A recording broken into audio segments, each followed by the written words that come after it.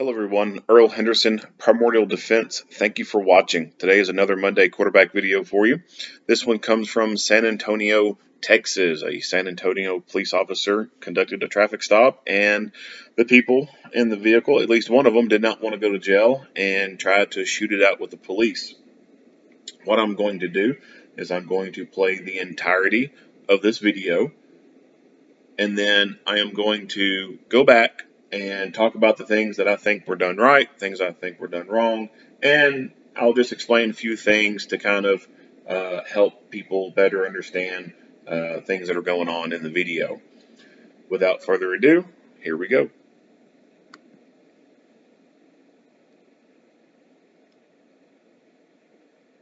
My name is Mariah Medina. I'm the Public Affairs Manager for the San Antonio Police Department.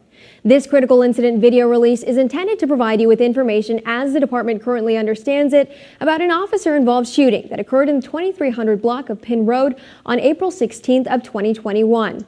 San Antonio Police Lieutenant Jesse Salamate will show you relevant video. You'll also hear more about police procedures that are relevant to the facts of this incident as we know them so far. Content of this video may not be suitable for all audiences. Viewer discretion is advised. At approximately 11:30 a.m., an officer initiated a traffic stop in the 2300 block of Penn Road. The car was occupied by two men and one woman. Hey, stop digging in your pocket, bro. Huh? Immediately after making contact with the driver, the officer instructed the front seat passenger to stop going through his pockets. Shortly after, the officer asked the driver to turn off the car and place the keys where the officer can see them out of concern that the driver may drive away. Hey, turn the car off. I was like, gas, man. Sorry. Let me get the keys. Why? Because I'm going to put them up here so you don't take off. I'm not going to take off on you. Okay, well, let me get the keys. If you ain't going to take off, I'm just going to put them up here just so you don't take off. It's for my safety. Look, I'm not. Look. Here you go. Put them up there? Yeah, there you go, bro. Yeah. The officer then asked for the ID of the passenger. You got your ID on you, man? Well, they're just my passengers. Yeah, I'm the passenger. Step out from here. And the officer asked the driver to step out of the car after he says he smells marijuana. Okay, step out. Why? Because I told you to. Step out.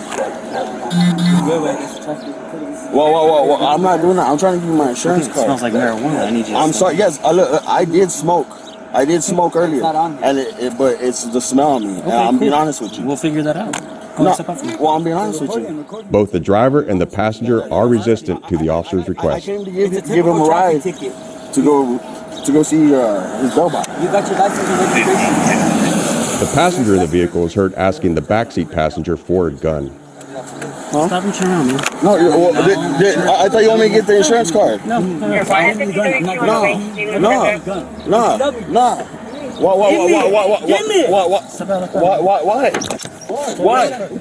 Why? Sir, please. 5340 and 5356 crossover. Stop reaching around, man. Turn over to 10 The suspect's gunfire hits the officer in the hand. Gunfire also strikes his police radio. The officer takes cover behind his patrol unit, dropping his weapon in the process. The officer retrieves his firearm from the ground, dropping his radio in the process, and returns fire. Though his gun continues to jam because he is unable to firmly grip the gun as a result of the gunshot wound to his hand. While the individuals in the car cease fire, the officer continues to shoot as he sees movement inside the vehicle and fears he may be shot again by the suspects.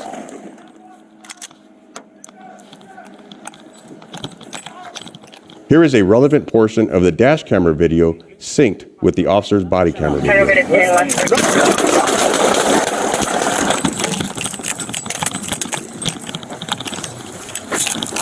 Shots fired, shots fired, shots fired.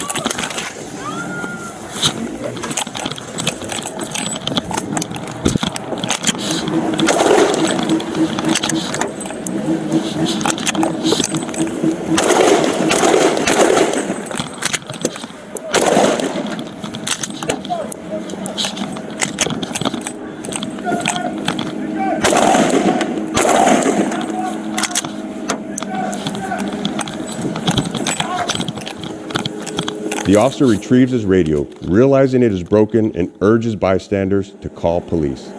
Shots fired. Call the police! Call the police! What's up, baby? She's good. Call the police! Call the police! My radio's down! Tell them my radio's down! The two men were pronounced deceased at the scene, and the woman, who suffered a gunshot wound, survived her injuries. As of this publication, she has not been charged. The two men who were pronounced deceased have been identified as 25-year-old Alex Garcia and 33-year-old Sammy Barbosa. The Bexar County Medical Examiner is conducting the investigation into their deaths. Investigations into deadly force are comprehensive and can take over a year. A reminder, this is our current understanding of the situation and could change as investigators gather more information. The San Antonio Police Department. All right, so we'll go back into the beginning here. So, there could be some commentary about what has gone on leading up to the shooting. I'm going to leave that alone for right now, and I'm going to talk about the shooting itself.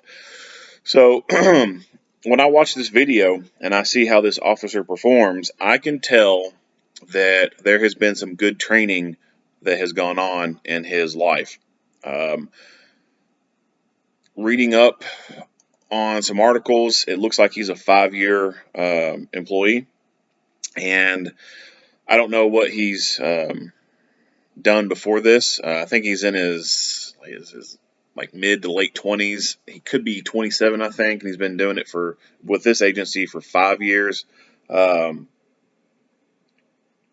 don't know if he was with an agency before this, but I can tell, like I said, watching how he's performed, that he's had some good training at some point in his career. And it's either A, he's had really good instructors at the police department, or he's had good instructors at a private school.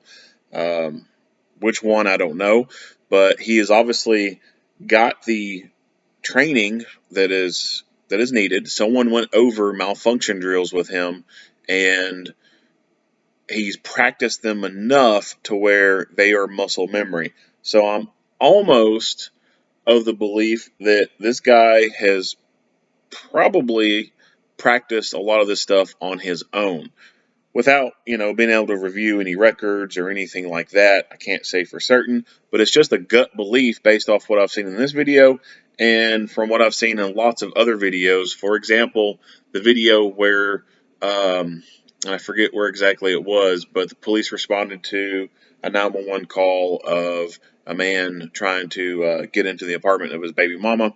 He's sitting on the stairs when the police get there, and they approach him, and he runs up the stairs and pulls a gun on the police. They shoot, and then the one officer starts yelling, double feed, and runs down the stairs and tries to clear his gun. In that video, that officer, it was, to me, evident that he did not have good training, or good training was not done at some point in his career. Either he had bad instructors, or he was just a bad student and it didn't take to him, and he just kind of fell through the cracks and no one noticed. This video compared to that video is night and day difference. So in that other video I'm talking about, the guy doesn't know what to do to clear that malfunction. In this video, this guy, without even thinking about it, he starts performing malfunction clearing on his pistol when it doesn't work. He tap racks and gets the gun back in the fight, and he does it flawlessly. Like I said, it almost appears as though he doesn't even think about it. It's just a muscle memory type of reaction when he does it. And as I said, that indicates to me that he has probably had some pretty good training somewhere in his career, and I wouldn't be at all surprised to find out if this guy is a quote-unquote gun guy and spends time of his own outside of his employer doing firearms training and practicing on his own dime. And if that is the case, if that is a fact that he has gone above and beyond and perfected his skills beyond just what the agency that he works for requires him to do, then I would say that would be a contributing factor to him winning this gunfight. a lot of agencies just don't have the budgets to really get a lot of firearms training done. They'll do the basics, and it's different from across the nation, and even within the state, depending on how many academies and stuff there are. In one area, you may have some instructors who are pretty top notch and they're good at what they do, and they make sure all the students are able to perform and show back to them what they learned and that they can do it. And you may have some other instructors who, like, they're just not that great. They put on a bare bones class. They don't get into it. They're not that committed to their profession, and they pass students through this class who kind of met some requirements, but they didn't really fully meet them in a sense that they retained the knowledge very well. And then that coupled with the fact that you got so many officers out there who do not practice this stuff on their own. The only time they shoot their gun is qualification time. And a lot of agencies, that's only once a year. Some of them do it twice a year. So this guy, like I said, I can tell just from watching the video that there was some good training somewhere in his life, and I would not be surprised one bit to find out if this guy trains on his own and or practices on his own outside of his employer's hours. And if that's the case, that is a contributing factor to him winning this gunfight. So The suspect's gunfire hits the officer in.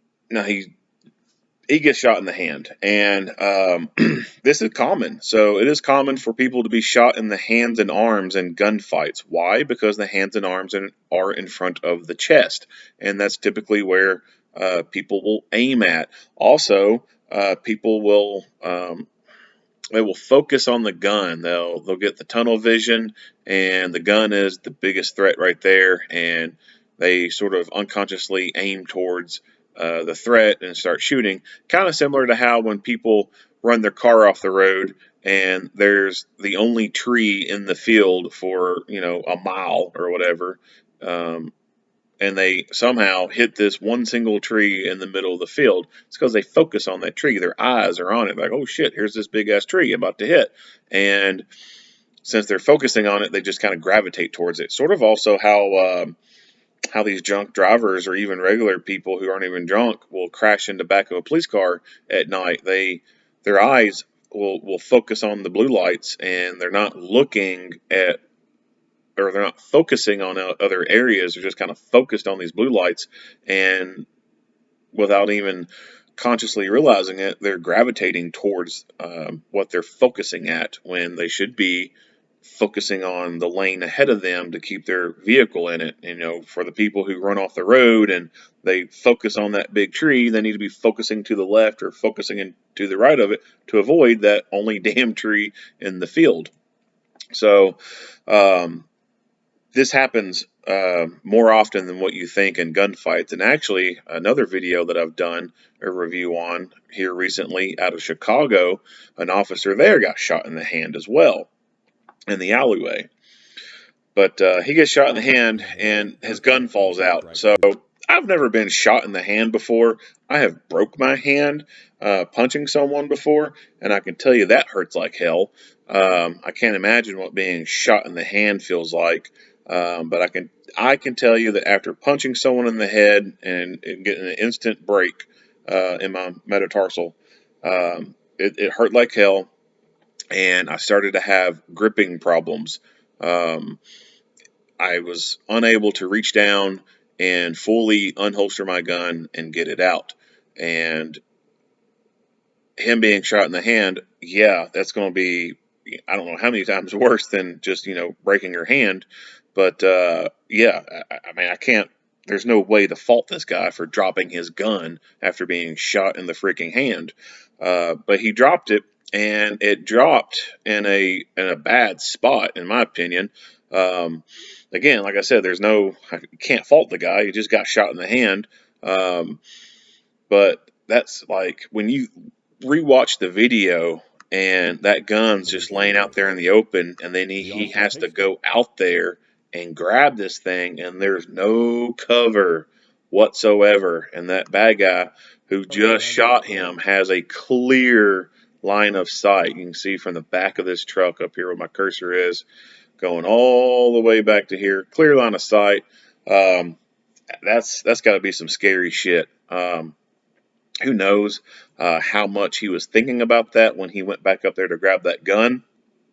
It may not have been that much of a thought to him at all, but certainly going back and rewatching the video, holy shit, man.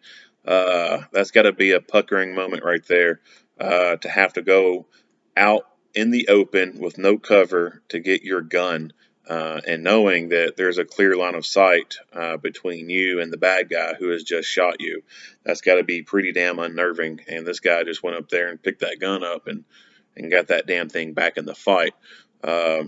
His department must have to order some special pants for him with his big ass balls. But well, see if I back it up. Well, it looked like when he had the radio, and I probably won't be able to pause the video in the right moment again. But yeah, I'm not going to be able to pause it in the right spot. But gunfire also strikes his police radio. The officer takes cover behind his patrol unit. yeah, so it looked like when I did have it paused there for a second, it looked like there was a splinter of the radio sticking out from the back end, and his radio got popped. So I don't know where he keeps his radio at. If he keeps it on the side or if he keeps it towards the front. You don't actually get to kind of see what his setup fully is, unless we go back to the dash cam footage and we'll maybe get a better view of that. See if we can find it there. Well, he's already gone to the back of the vehicle at this point.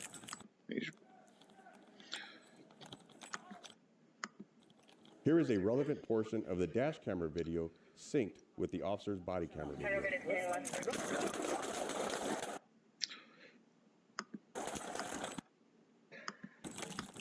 Yeah, we can't see where his radio's at very well. So his radio, it got popped during the gunfight, and it could have been as he was moving away from the door back into the rear bed of the truck area as this guy was shooting at him. But it's interesting to note that he has just the radio without a lapel mic on it. And I've talked about this before, especially when it comes to the LAPD videos. Those guys down there, for some reason, do not believe in using shoulder mics. But in this instance, it obviously wouldn't have mattered if he had a shoulder mic or not because his radio got shot. But, one thing to think about is keeping your hands as free as possible for fighting. And a shoulder mic really helps with that because you just have it either clipped to your shoulder area or you have it clipped to the front of your shirt area. You just reach up with your free hand, click the button to talk, release, and boom, your hand is open and free and ready to do whatever. If you carry just the radio, then you have to reach down, unfasten it or unswivel it from its holding place, bring it up, push, talk, and then set it back down in its holder or its little swivel bracket, whatever, and secure it back in place.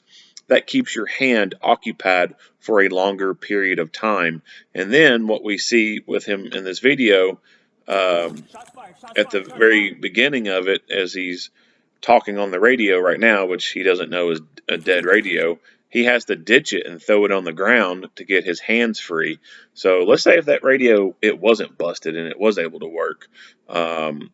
He's without communications right now, and not able to communicate to other responding people who are going to be coming to back him up. And communications can be a lifeline. Now, I know that some people don't. They have communications, but they don't have really fast backup. So people like state troopers in very desolate areas, their backup could be a county away. Some sheriff deputies in some places, their backup could be half a county away and be several minutes away. Security guards, some security guards have no backup whatsoever. They don't even have a radio to call anyone for help. They got a cell phone just like everyone else. And, whipping your cell phone out and trying to get help instantaneously is not the same as using a radio. So, obviously in these urban environments, a radio is a very key component to be able to update responding units to who are coming there to help you and to coordinate and, give them descriptions and tell them to come in from different directions, whatever. It's beneficial to have those communications. Now, on the other side, for the troopers and those deputies and those security guards who have backup really far away, or, they don't have a backup because some sheriff's office only have one person out at night, and maybe some, districts of a state only have one trooper out at night. Yeah, they can talk to dispatch, but it's going to be a hot minute before anyone gets there. But it's still good to be able to talk and relay that information to someone. And aside from that, just from the critical part of getting that information out, it's also a bit of a what's the word I'm looking for? It's a reassuring thing to know that you're able to talk to a friendly and there's someone else there in a sense. But yeah, shoulder mics. I don't understand why people in the public service industry do not embrace shoulder mics more than what they do. It's just something I've never fully understood, and I kind of wish was one of those things that would change, and I would just see more shoulder mics than what I typically do in videos. Now, he gets his gun back in the fight, and he has a malfunction. And I can only assume that he's having a malfunction.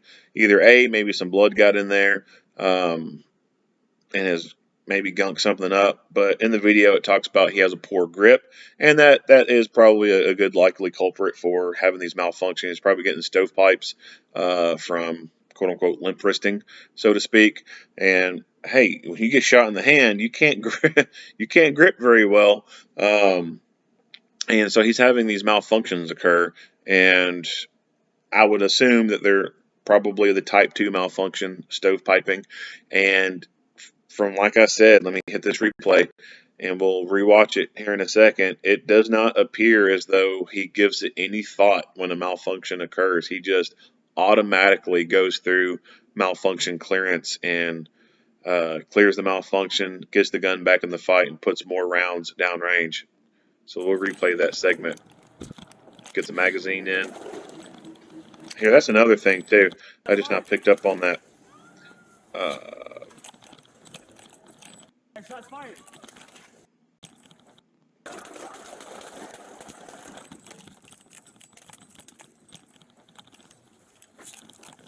So it almost looks like he's picking up his gun either with an empty magazine or he ejects the magazine. Hard to tell.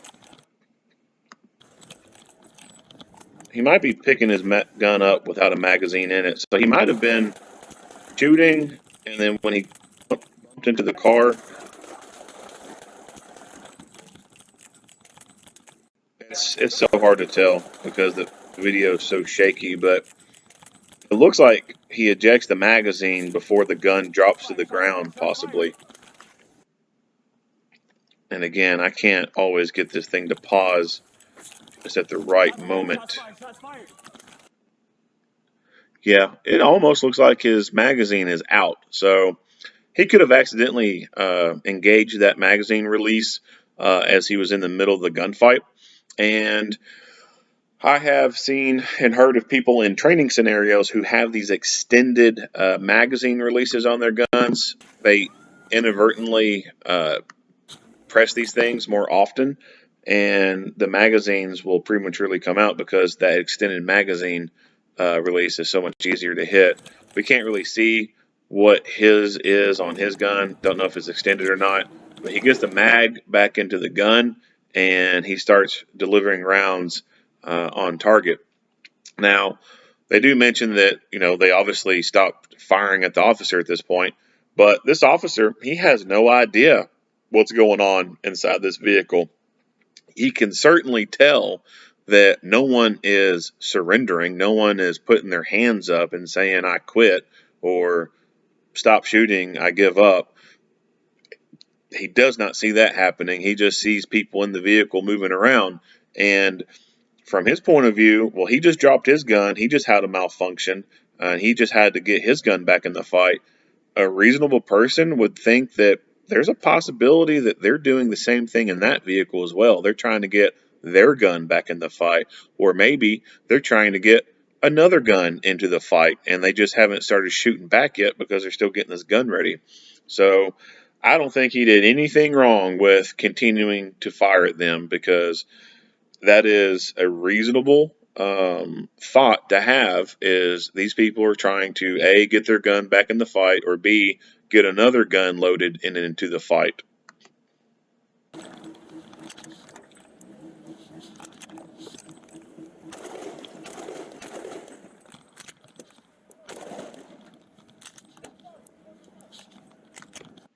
So you see that he'll get a couple rounds off, and then I'm assuming it's stovepiping, and he'll tap it, rack it, get some more rounds off, tap it, rack it, get some more rounds off. And the fact that, like I said earlier, the fact that he's just doing that so quickly and doesn't even appear to be thinking about it, that leads me to believe that he's had some decent firearms training in his life at some point.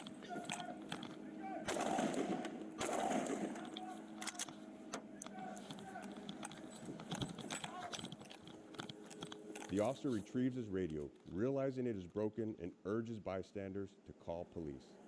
Shots fired. Call the police! Call the police!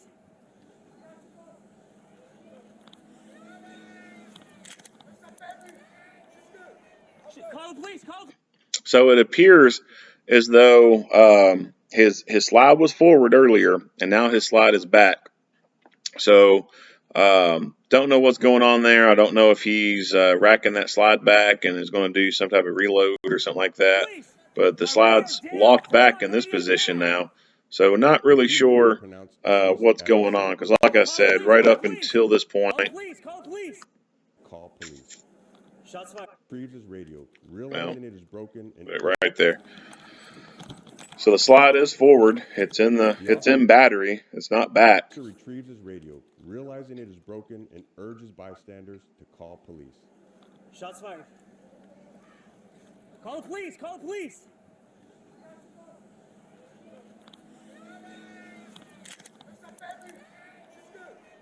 Call the police! Call the police! And, it could be that he fired his last round and for some reason the magazine didn't lock back. Not really sure what's going on right here, because magazine's in and now the slide's locked to the rear. It's either he did fire his last round and for whatever reason the slide never locked back, or he's locked that slide back on his own. Not really sure what he's doing right here. I can only imagine that maybe he's just trying to do another reload. But from the imaging, from what I'm seeing, that doesn't really make a whole lot of sense. So I really don't know what he was doing right there at that end. So this guy here on the left, Alex Garcia. So if you hear in the video, the driver right here, he's talking about giving his friend a ride to the bail bondsman. And so that tells me that this little shitbag right here was out on bond for some type of crime, and he obviously, by his actions, didn't want to go back to jail, and so he thought the best way to avoid going back to jail was try to murder a police officer. Well, he fucked around and found out that that was a bad idea, and, well, he fucked with the wrong person. And so I have absolutely no sympathy whatsoever for either of these guys, or the woman either. She was complicit in this whole thing. They mentioned that she has not been charged yet. I'm hoping that she ends up getting charged because she's a part of this problem with him trying to murder the police officer. And the other guy, yeah, I mean, dirtbags hang out with dirtbags. These two got criminal backgrounds, and society is better off without these dudes. They're nothing but trouble. They've never really contributed to anything to society anyway. They've probably been more of a drain on society than anything. So no real loss there. The officer is recovering. He, of course, did survive this. He was only shot in the hand, and that's good because this could have turned. This could have been different. It really could have. No idea if the radio stopped the bullet completely or if it just deflected it and made the bullet go somewhere else, or if the bullet actually did go through the radio and into his body. It doesn't mention that. All it says is he was shot in the hand. But, I mean, what if the bullet went a little bit higher and it went into the very top area where the vest doesn't cover, or since he was turned a little bit sideways as he was egressing around, went in through his armpit area where the vest doesn't cover and went into his heart. Now, this very well could have been a different scenario. We could have ended up with another officer dead on the side of the road. And anytime that happens, our society becomes diminished. When we lose good people, our society suffers because there are less good people running around, and there's more bad people running around. But in this particular case, we lost some bad guys from the street, and the society is a lot better now. Not much else to say about this video. This officer rocked. He kicked ass, and I really liked what I saw. I wish that, San Antonio wasn't so far away. I'd go buy this guy a beer and celebrate his victory in winning the fight. If you like what you hear and see here, go ahead and give me a like and a share. Go ahead and subscribe to this channel if you have not already. Head on over to the Facebook page and do the same over there. Earl Henderson, Primordial Defense with the Monday Quarterback Series. Thank you for watching.